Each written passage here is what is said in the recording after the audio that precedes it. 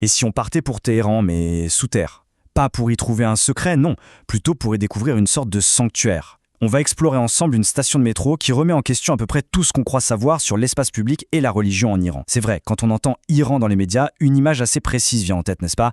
Une histoire de tension, de géopolitique. Mais si ce n'était en fait qu'une partie de l'histoire? Cette phrase, elle résume tout. L'étonnement, le choc, presque. Prenez une seconde pour y penser. Une station de transport en commun qui a des airs de lieu sacré en plein cœur de Téhéran. C'est un point de départ qui nous oblige vraiment à regarder au-delà des apparences. Ok, alors on y va. Comment un lieu de passage quotidien, un métro, peut inspirer un tel sentiment de calme, de sérénité? Eh bien, tout commence par sa conception et son emplacement. L'emplacement de la station Sainte-Marie ou Mariam Emma Koddas n'a absolument rien d'un hasard. Elle est juste en face de la cathédrale arménienne Saint-Sarkis. Tout le projet a été pensé pour créer une sorte de conversation, une résonance entre l'église à la surface et la station en sous-sol. C'est un véritable dialogue architectural. Et ce dialogue, il se poursuit à l'intérieur. Concrètement, ça donne quoi? Il suffit de lever les yeux. Les hauts plafonds voûtés, par exemple, ils ne sont pas là juste pour faire joli, ils rappellent directement les nefs des cathédrales. La lumière, ce n'est pas l'éclairage un peu cru et fonctionnel d'un métro classique, non. Elle est douce, diffuse, elle crée une ambiance presque contemplative. Et même les fenêtres ont été dessinées pour imiter celles d'une église. C'est un espace public qui a été conçu délibérément pour apaiser l'esprit. Mais ce qui est peut-être le plus fascinant ici, ce n'est pas juste le bâtiment en lui-même. Non, la vraie richesse, la vraie histoire, elle se trouve dans les détails, dans l'art, dans les symboles qui créent des ponts entre différentes religions. Un des premiers motifs qui saute aux yeux, c'est l'olivier. On le voit un peu partout dans les œuvres d'art de la station. Et ce choix est juste brillant. Pourquoi? Parce que son message est universel. L'olivier n'appartient pas à une seule religion, il incarne ce désir commun de paix et d'amitié. Pour un espace qui célèbre la coexistence, on pouvait difficilement trouver un symbole plus puissant et fédérateur. Et puis, il y a une autre image très forte, la colombe blanche. Là, le message est plus ciblé. Dans le symbolisme chrétien, la colombe, c'est la représentation du Saint-Esprit. La voir affichée aussi clairement dans un grand projet public d'une république islamique, c'est un geste de respect direct et vraiment profond envers la foi chrétienne. Et ce dialogue, il ne s'arrête pas aux images, il va jusque dans les textes sacrés.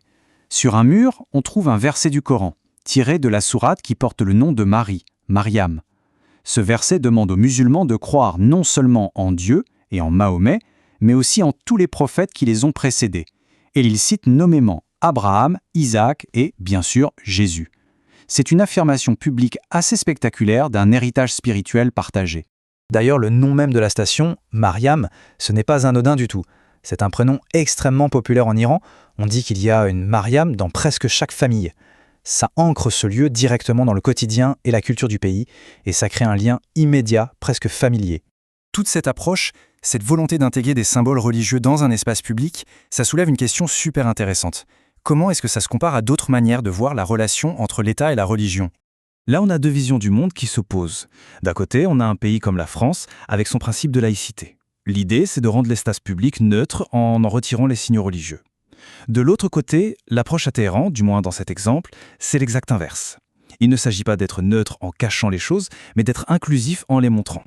Le but n'est pas de cacher sa foi, c'est de la partager. Et attention, ce n'est pas juste une belle initiative artistique isolée. Non, tout ça s'ancre en fait dans un cadre juridique et culturel bien réel qui fait une place officielle aux minorités religieuses. Ce n'est pas juste une idée en l'air, c'est inscrit dans la loi.